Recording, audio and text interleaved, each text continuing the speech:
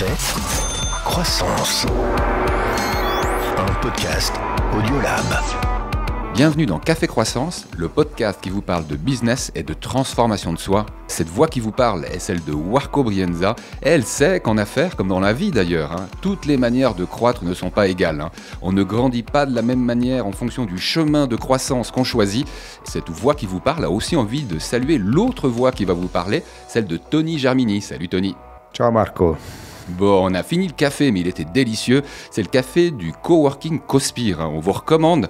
Je crois qu'il est meilleur que dans 90%, 90% des bars et restaurants à Lausanne, en tout cas. Toi, t'en as pensé quoi, Tony ?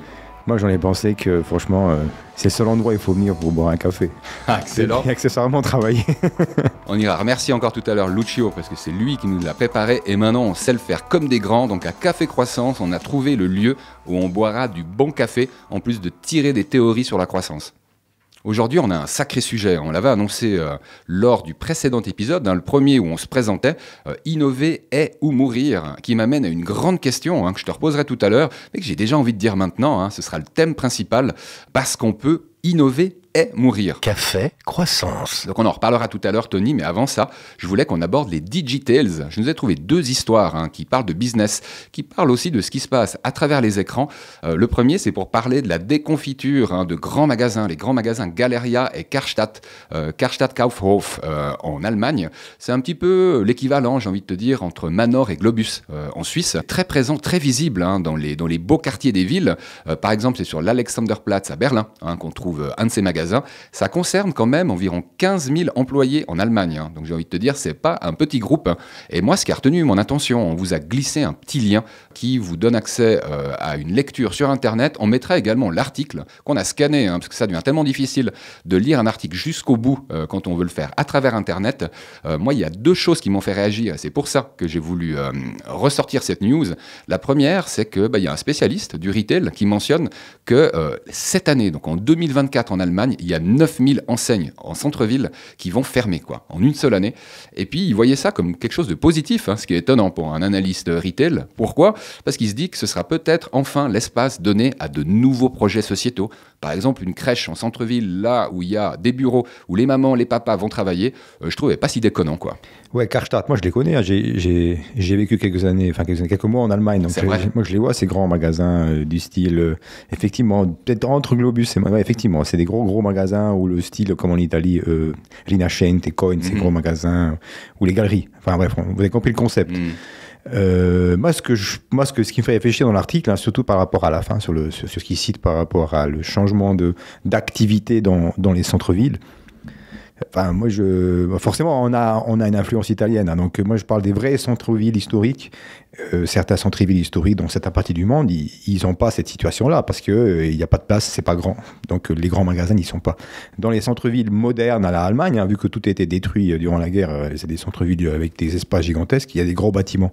Donc, il n'y a pas un petit peu cette proximité où on a envie de se perdre dans les ruelles et de se perdre devant les vitrines de magasins atypiques qui sont alignés à un côté de l'autre puis qui, en fait, ils n'ont peut-être rien à voir ensemble.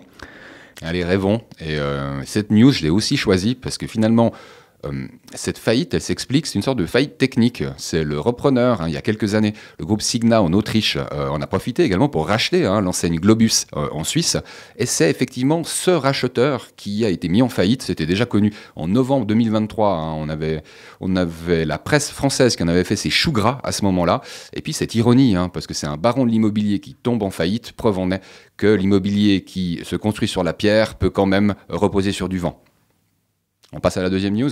Vas-y, on y va. Go. Alors là, du coup, j'en prends pour mon grade, parce que c'est une news sur l'industrie des podcasts qui est en perte de vitesse. Un article très intéressant qui mentionne plusieurs choses. On en a parlé tout à l'heure en off avec Tony.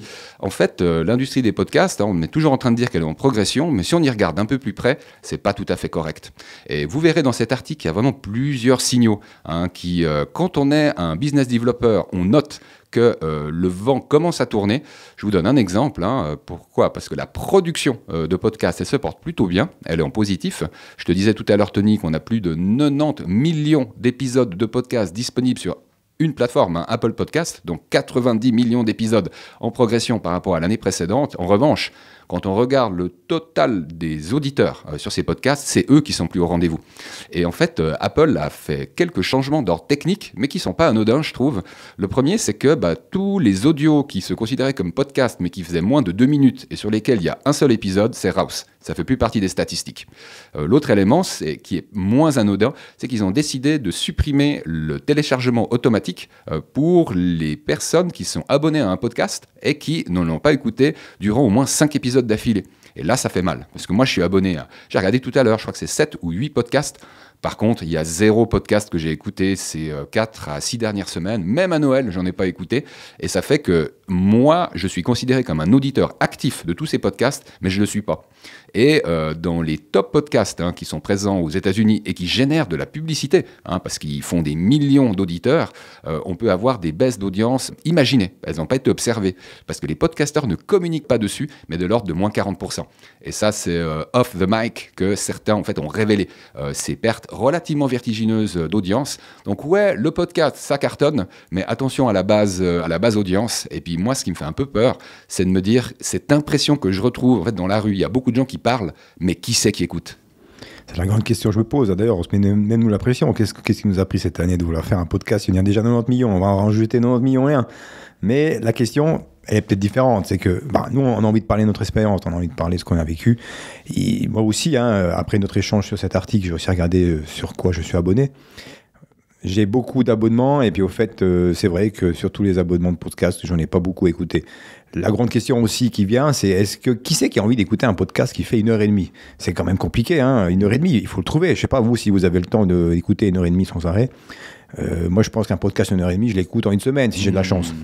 Ouais, mais rien qu'une demi-heure. Nous, on essaie de se tenir à notre demi-heure d'échange pour quand même fournir du contenu, synthétique, mais qui a une forme de profondeur. Et c'est un challenge. C'est un challenge dans la sélection, dans la curation des contenus qu'on a envie de vous fournir, qu'on retrouve ensuite sur audiolab.ch, qu'on peut télécharger. Puis j'ai envie de vous dire, si vous trouvez ça améliorable, vous vous rappelez, vous pouvez nous contacter avec nos handles, Warco Brienza pour moi-même, Calypsessa, du nom de ton entreprise, Tony, toutes deux visibles et disponibles sur Twitter ainsi que sur LinkedIn. Parenthèse refermée. Café, croissance. Et puis là, je te propose d'enchaîner sur la question. La question, je trouve, qui rend nerveux. En tout cas, je me réjouis d'entendre tes réponses à toi, Tony, en tant qu'entrepreneur qui a ouvert plus qu'une boîte, même si c'est souvent pas très loin du sujet data. Tu disais lors du premier épisode à quel point la data est partout. Raison de plus, finalement, pour s'y intéresser. Alors, la question que je me pose, c'est parce qu'on peut innover et mourir.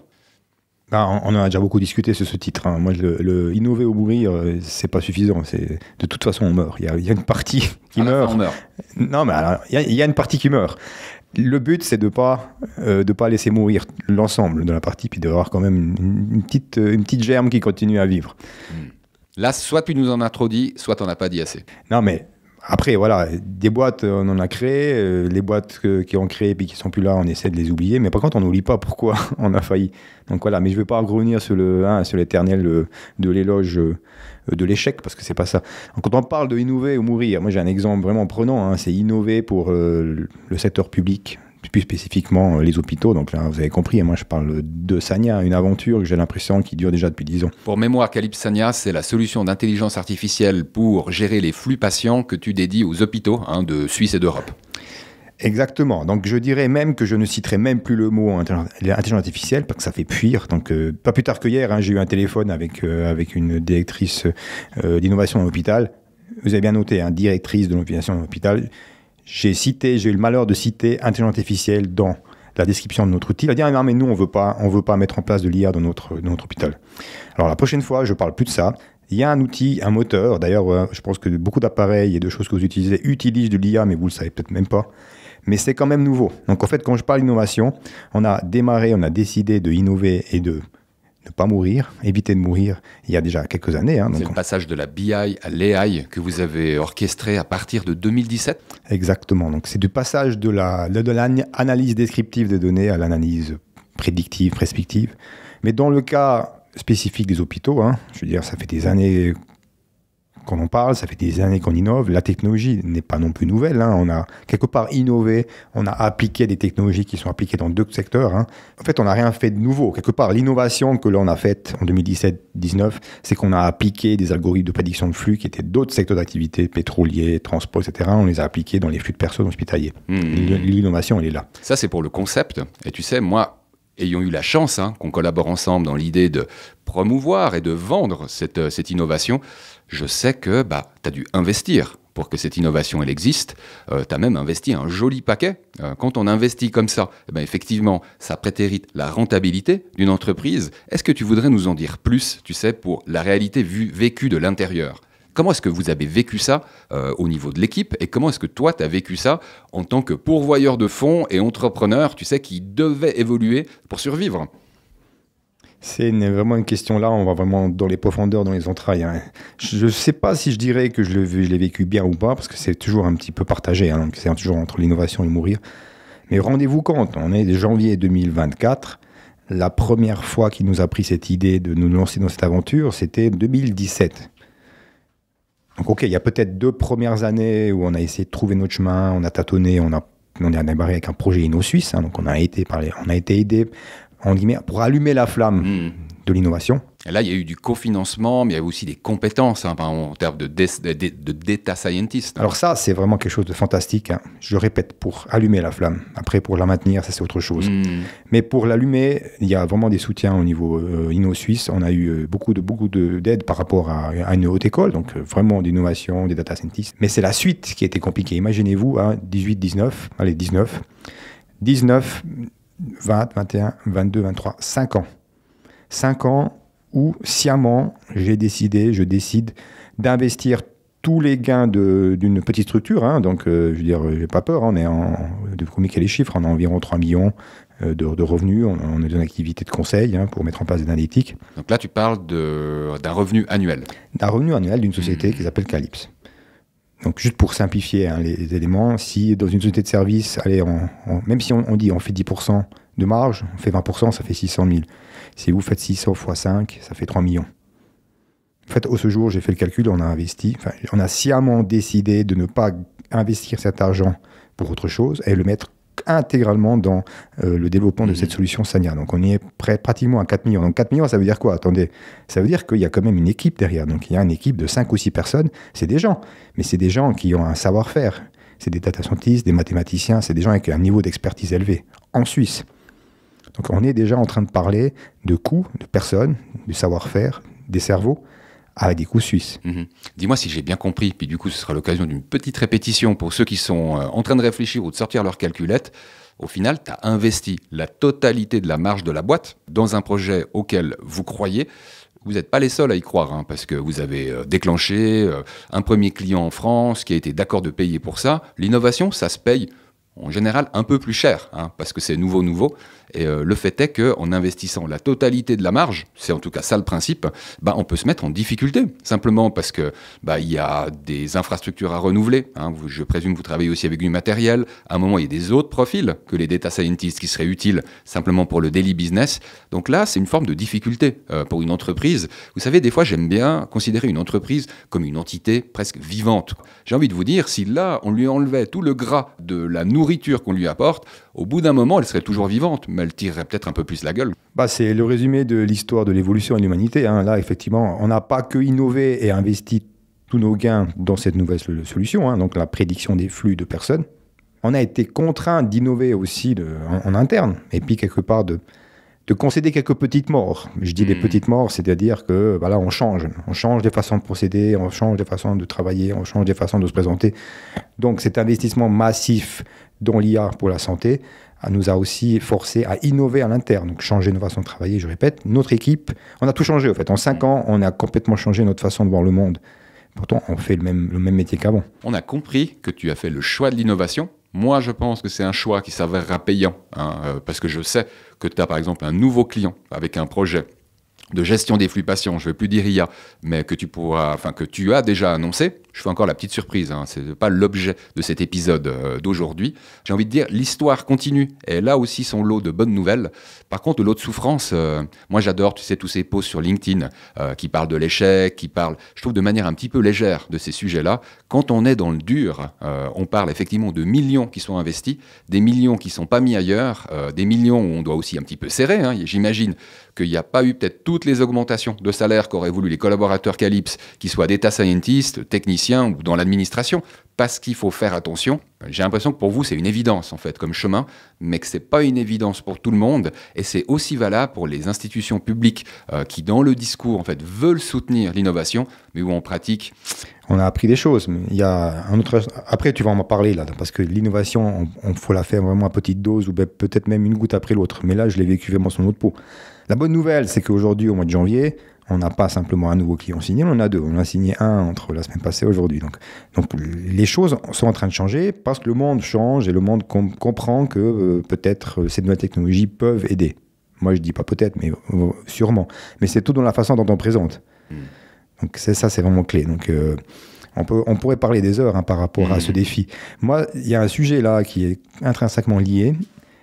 Là, on parle d'innovation. On a fait des investissements massifs dans un secteur complètement, du siècle passé. Hein. Les hôpitaux fonctionnent avec des processus, ça fait peur, hein, à voir. Mais donc c'est pour ça aussi qu'il y a une opportunité. C'est des processus des années 90. Voilà. 90. Voilà, donc d'un siècle passé. Mais il y a un autre élément qui impacte l'entrepreneur. Donc là, on se parle entre vous, hein. Tous ces enjeux, tous ces investissements, c'est aussi un apprentissage de soi. Donc, c'est un des sujets phares de notre podcast. C'est que non simplement, on innove, on change, on évolue, et puis on essaye d'éviter la mort. Ou quelque part, on y va à la mort. Enfin, là, la mort, elle est aussi en deux sens. Hein. On doit accepter de laisser derrière nous des anciennes choses, des anciennes pratiques. Tu me tends la perche vers la question que je voulais te poser, Tony. S'il y avait un truc à refaire, là... Tu arrives avec un recul de 5 ans, 6 ans, non, excuse-moi, 2024, moi 2017, ça fait plutôt 7 ans, donc 6 ans passés. Si tu étais accompagné d'un génie qui te permettait de refaire un truc sur ces 6 ans, tu sais le truc que tu referais? Ou finalement il y a des erreurs que tu devais faire pour mieux comprendre et du coup t'améliorer? Alors là, la réponse, ça rejoint ce que j'allais dire. Ça rejoint ce que je veux dire, en fait. Là, du coup, ça revient sur l'entrepreneur. Le personnel. Alors, je parlais hier justement avec d'autres personnes, ils parlaient de l'entrepreneur qui est seul. Justement, l'entrepreneur, il est seul, hein, il est réellement seul, hein, il faut pas se leurrer. Par contre, il doit bien s'entourer. Et il doit renouveler son entourage si l'entourage n'est pas aguerri. Donc, l'entrepreneur, lui, c'est celui qui montre la direction. Comme la dernière fois, je parlais du capitaine, c'est comme Christophe Colomb. Allez, les gars, on y va. Allez, on traverse la grande étendue d'eau, puis le bout, il y aura une terre. Son rôle, c'est de convaincre et de motiver l'équipe d'y avancer. Mais après, il faut des gens qui soient capables de faire avancer le navire. Le grand défi, c'est d'être toujours lucide. C'est d'avoir l'esprit clair et lucide, qui ne soit pas, on dit, un ébiat, enfin, on n'est pas le brouillard devant les yeux. Et ça, c'est le grand défi. Parce dans la tourmente, dans la tension, les investissements, les risques, vous voyez, quand on investit de l'argent d'un côté, il y a aussi un risque qu'on ne puisse pas assumer l'ensemble. Souvent, il y a des opportunités qui se présentent, puis si on n'a pas l'esprit clair, on ne les voit pas. Ou on les voit trop tard. Quand je dis trop tard, le train passe. Il y en aura d'autres qui passent.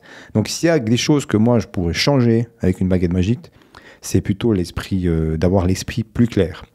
Parce que là, vous vous rendez compte, on a innové dans une période 20-24, je me concentre, où il y a eu 2 ans de Covid. Et 2 ans de Covid qui sont terminés avec des guerres. Donc, on est dans une situation économique où les gens en face de nous, ils ont peur. Ils prennent aucun risque.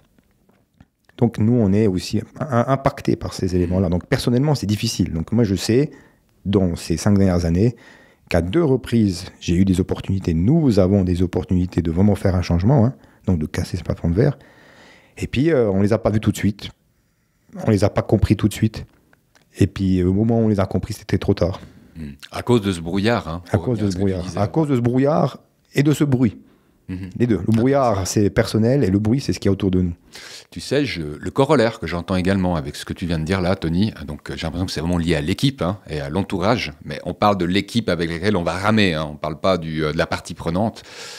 Et quand on est dans un environnement très technologique comme le tien, les ressources humaines, elles sont importantes. J'ai envie de te dire, dans les data scientists, c'est certain, hein, dans le développement, mais aussi dans le change management.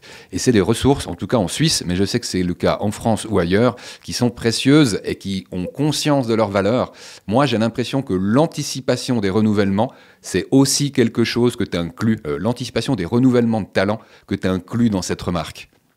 Où tu nuancerais? Ça fait partie du quotidien. Après, c'est l'anticipation du renouvellement ou l'anticipation de l'arrivée de nouvelles idées. Il y a un élément qu'il faut aussi citer, c'est qu'il y a une attitude qui est importante. L'attitude et l'atmosphère, enfin, cette attitude, cette valeur d'entreprise. Parce que c'est pas parce qu'on peut avoir accès à quelqu'un d'extrêmement brillant et compétent, mais si au niveau personnel, l'attitude, ça ne matche pas, ça va créer un problème. Ah là, tu réveilles le marketeur en moi. Tu rappelles simplement que les deux questions les plus importantes, c'est qui et pourquoi. C'est pas le quoi et c'est pas le comment. On y passe beaucoup de temps sur le quoi et le comment, mais les questions essentielles, ce que tu dis là, Tony, c'est en lien pour moi avec le pourquoi, la mission, et le qui. Genre, on parle de qui et donc de l'équipe. Mais oui, Marco, je reprends l'analogie de la traversée de Christophe Colomb. Il en a eu des problèmes durant la traversée, assurément. Il y a eu des mutineries. Mais j'ose croire, il est arrivé jusqu'au bout, donc que la majorité de son équipe le suivait. Parce que vous vous rendez compte, si on passe le plus de temps, le plus de son énergie à essayer de convaincre et de tirer l'équipe qui se pose des questions, en fait, on se ralentit. Donc, on risque d'arriver au Groenland à ce rythme-là. Et là, tu as parlé de bateau, mais j'aimerais prendre un autre exemple. On va parler d'avion, si tu permets, mais on va rester dans les technologies. Ces technologies, en fait, qu'on peut utiliser également pour les véhicules autonomes. Et j'ai eu une expérience, c'était en fait la toute première sur laquelle je travaillais comme indépendant, business developer. En fait, j'ai travaillé pour une start-up qui n'est plus aujourd'hui. Donc, ça vous donne un indice que des fois, on peut innover et mourir. Cette start-up, elle s'appelait Best Mile. C'était le cerveau des véhicules autonomes. Ça avait fait grand bruit il y a environ 5 ans parce que c'était une pépite de l'EPFL. Et il est vrai qu'en Suisse, on a vu quelques cars, par exemple le car postal qui avait ce véhicule autonome à Sion, pas très loin de chez toi, Tony. Il y avait quelques autres exemples au TPF à Fribourg et puis d'autres que j'ai oubliés entre-temps. Mais je me souviens que là, le nerf de la guerre, c'était effectivement faire de l'évangélisation. En fait, cette mission, elle datait de 2015, donc Nom de Bleu, ça fait presque 10 ans. Il avait de l'avance, Raphaël Gindra, le CEO en fait, de cette start-up.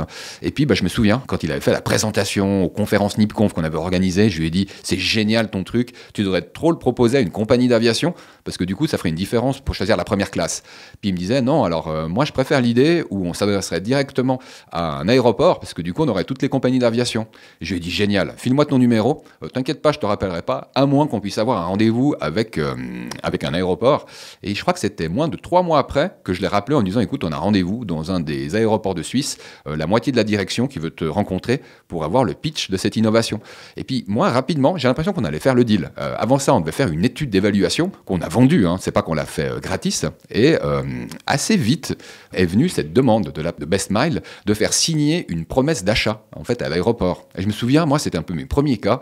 Puis j'étais étonné, je me dis, on s'en fout de la promesse. Nous, ce qu'on veut, c'est le deal, quoi. Et je me souviens que Raphaël m'a expliqué, parce que c'est des choses que je découvrais, je dis, ah ouais, mais ça, c'est quelque chose qu'on pourrait valoriser auprès des investisseurs. Et moi, je dis que c'est l'erreur qu'a commise Best Mile, mais je voulais l'illustrer à travers cette histoire. Il priorisait sur les investisseurs, alors que moi, j'ai envie de dire, le meilleur investisseur, c'est celui qui paye pour avoir votre produit, parce qu'en plus, s'il est content, il en parlera à d'autres clients potentiels. Et je crois que c'est une erreur qu'a fait plus d'une start-up de tout capitaliser sur la communauté, sur le nombre de users qui ne payent pas. On a quelques investisseurs qui payent au début, mais au bout d'un moment, ils ont envie que ça rapporte. Ouais, je suis curieux de savoir la fin. J'aime beaucoup cette histoire. Après, moi, je vois exactement la situation où on est. Peut-être que, même sûrement, à ce stade-là, t'avais peut-être pas toutes les informations, parce que c'est aussi notre histoire d'aller chercher des investisseurs. Mais c'est toujours l'œuf ou la poule. On ne sait jamais exactement quand est-ce que ça a commencé. Il y a des investisseurs, de toute façon, ils veulent avoir un track record, des clients, des revenus pour pouvoir se projeter. Et puis après, d'autres, ils n'en ont pas besoin, mais ils comprennent pas ce qu'on fait. Donc, en fait, c'est vrai que c'est très, très, très énergivore. Nous, on est un peu entre deux. Je veux dire, si je parle de ce qu'on essaie de faire, on est un peu toujours constamment en train d'essayer de trouver des investisseurs. Maintenant, on essaie de les trier sur le volet parce que ça prend du temps. Mais en même temps, il faut qu'on se concentre sur le nouveau client parce qu'on sait bien sûr que ça a de la valeur. Mais ce que tu décris, toi, c'est que sûrement, tout le monde vit ça, on passe dans une vallée de la mort. Il y a besoin d'argent, en fait. On parle des choses concrètement. On peut l'appeler comme vous voulez, un client, investisseur ou pas, il faut de l'argent pour financer. Bah écoute, la fin de l'histoire, je peux te la raconter, parce qu'elle a été communiquée à travers les médias, et Raphaël a, je trouve, été très transparent là-dessus. La fin de l'histoire, c'est que le Covid est arrivé. Du coup, ça a un petit peu gelé des discussions, parce qu'ils étaient en discussion avancée avec certains groupes d'investisseurs. Il y en a pour qui les investisseurs ont augmenté durant cette période-là leur engagement. Il y en a d'autres pour qui ça a reculé. Ce fut le cas de BestMile. Et au final, avec l'argent qu'ils avaient réussi à récolter, on parle de plusieurs millions, faits lors de, en tout cas, 2 tournées. Je me demande s'il y en a même eu une 3e, donc plusieurs millions qui ont permis, on va dire, d'augmenter les équipes de développeurs, data scientists, etc. Et au final, cet argent, il a servi de nouveau à payer les équipes de collaborateurs, qui sont plutôt des salaires au-dessus du salaire médian suisse, pour donner une idée. Et puis j'ai envie de vous dire, c'est une faillite, au moins une liquidation qui s'est bien passée, parce que tous les collaborateurs ont reçu au centime près ce qu'on leur devait. Moi, ce que je trouve dommage, c'est que c'est une histoire qui s'arrête, et c'est des géants de la tech à la Google ou à la Tesla qui vont reprendre finalement ces réflexions, alors que beaucoup d'autres parties prenantes dans le monde, notamment en Asie, croyaient à ce cerveau des véhicules autonomes qui n'était pas l'intelligence qu'embarquaient les constructeurs, ou qui n'étaient pas les géants de la tech qui voulaient avoir la main mise dessus. C'était chouette d'avoir un acteur un petit peu venu des hautes écoles, mais qui venait pas de ces 2 sérails-là. Et puis ça n'aura pas lieu à nouveau, parce que je pense qu'on ne s'est pas assez concentré sur les clients et qu'on s'est trop concentré sur les investisseurs. Et moi, c'est volontiers que j'entends les réactions aussi des auditeurs. Peut-être que vous avez des histoires à partager. N'hésitez pas à le faire par mail info@audiolab.ch ou de nouveau le handle Warco Brienza. Il y a un 3e élément que j'aimerais rajouter. Vas-y. Je pense que ça, c'est un peu dans le monde de l'innovation en Suisse. J'ai dit avant, allumer la flamme. On est brillant. On est les rois de l'innovation.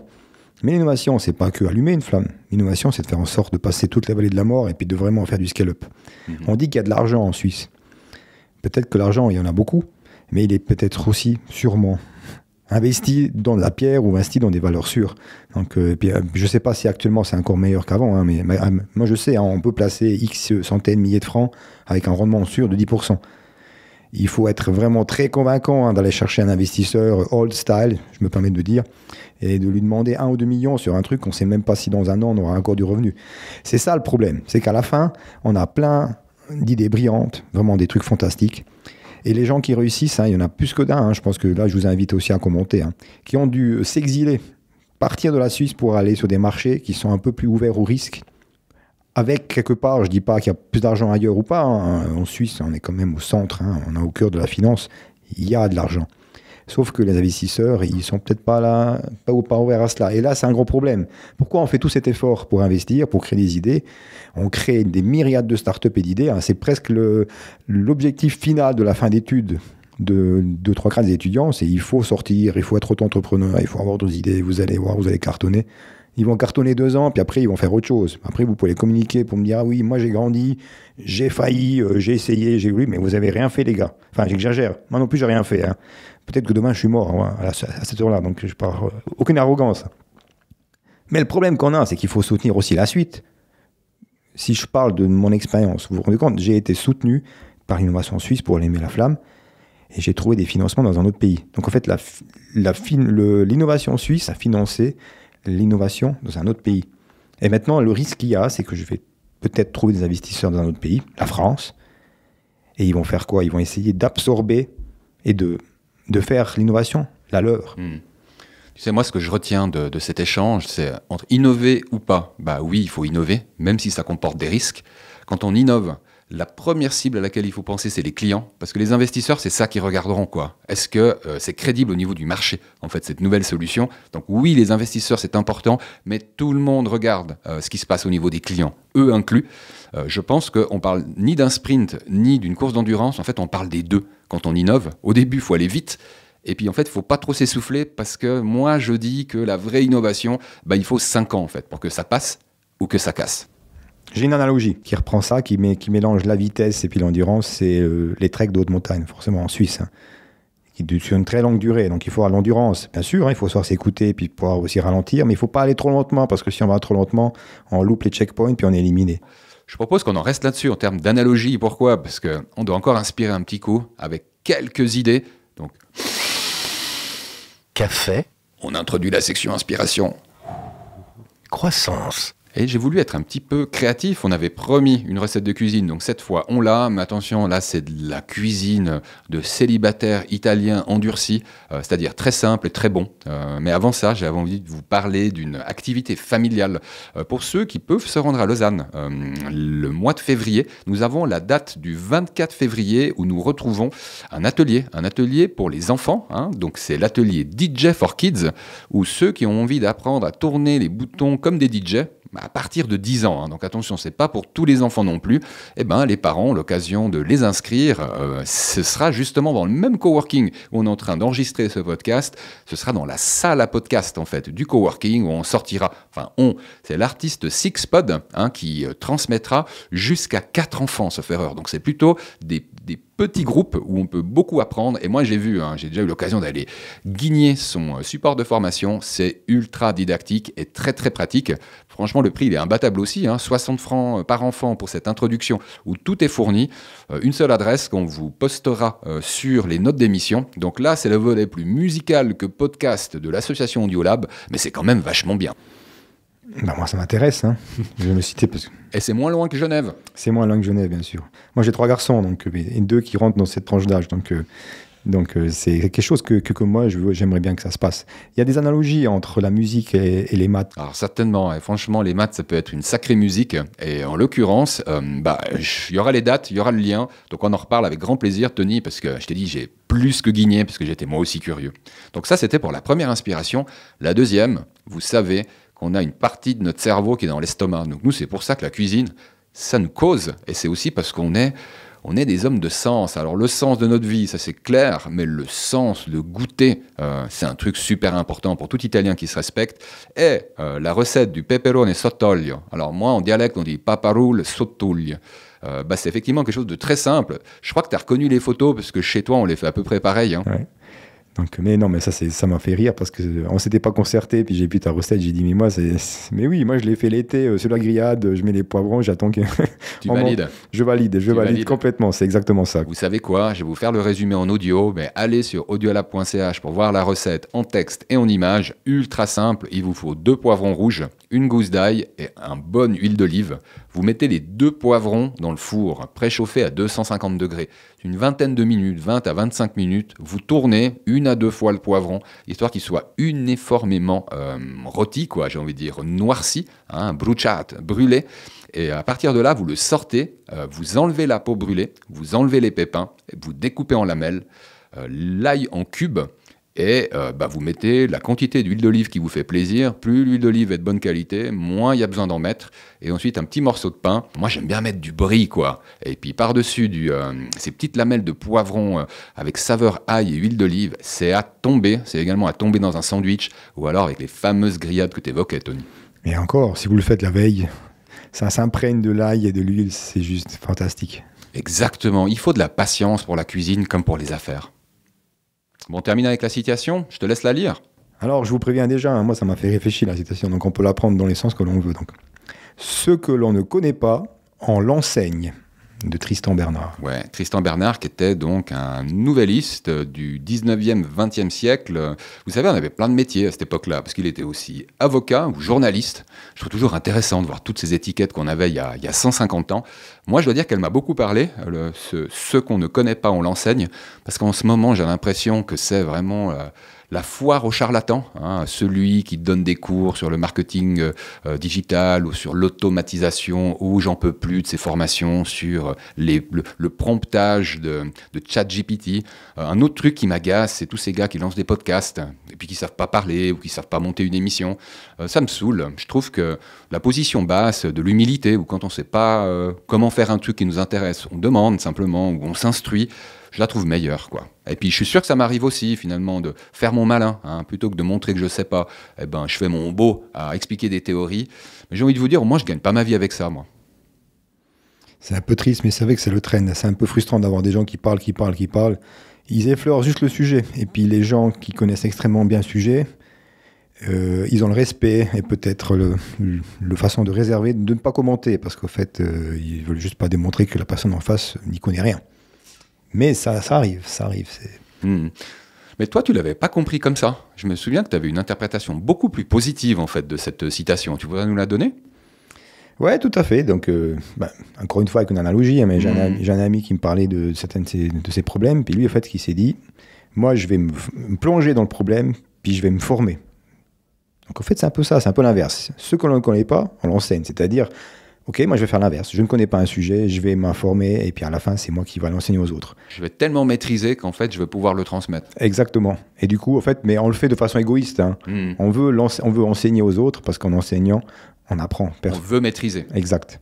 Eh ben, tu sais quoi, j'aime bien quand même que tu mettes une petite dose d'optimisme dans les interprétations. Et j'ai envie qu'on reste sur cette interprétation-là, plus positive, peut-être en mentionnant le sujet de la semaine prochaine. Le titre, c'est du Hunter au Farmer, l'art de recruter un bon vendeur. Intéressant ce sujet aussi, hein. On n'était pas mauvais dans le choix des titres. Je te félicite, Tony, parce que c'est toi qui l'as retenu. Alors, celui-là, c'est un sujet prise de tête. Mais il y a plein de belles surprises. Alors, on se prendra la tête la semaine prochaine, mais en attendant, nous, on a envie de remercier toutes celles et ceux qui sont restés jusqu'au terme de cet épisode. Vous pouvez continuer à interagir avec nous dans les médias sociaux. Les handles, c'est Warco Brienza et Calypsessa, si vous voulez poser une question, féliciter Tony Germini ou lui dire « Ah non, franchement, tu pourrais parler de ci, vous pourriez parler de ça ». Donc, prenez contact, ça peut aussi être par mail, info@audiolab.ch. N'hésitez pas à nous suivre sur LinkedIn, sur Twitter, à partager quand on a un nouvel épisode. Si vous a plu, dites-le un petit peu plus loin.